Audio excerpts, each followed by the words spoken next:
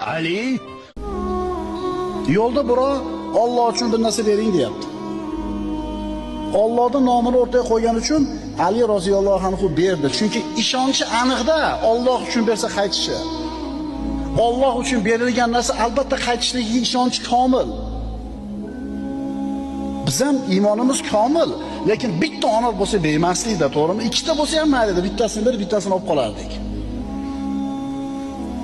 Bir dona ya.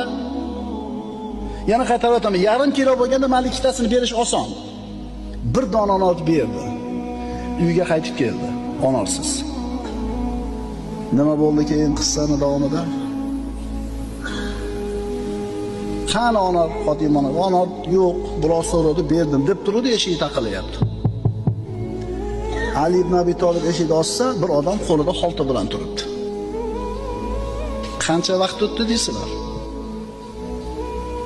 Abdurrahmon ibn Avf bersa ertalab, kech payt berar ekan Alloh. Ali ibn Abi Talibni bitta onori qancha muddatda qaytib keldingizlar? Haligi eshik tagida turgan odam bu dedi, xoltani ko'rsatib. Allohdan payg'ambarga keldi, payg'ambardan sizga keldi dedi.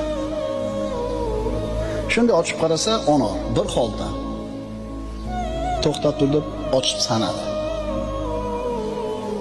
9 ta. Qancha deyilgan? 10 ta deyilgan. Robbisini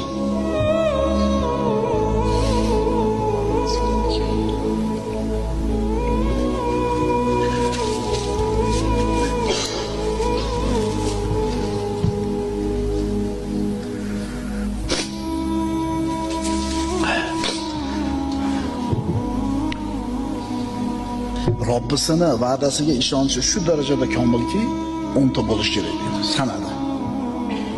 So'rayapti. Allohdan bu rostdan Allohdan payg'ambarga keldimi?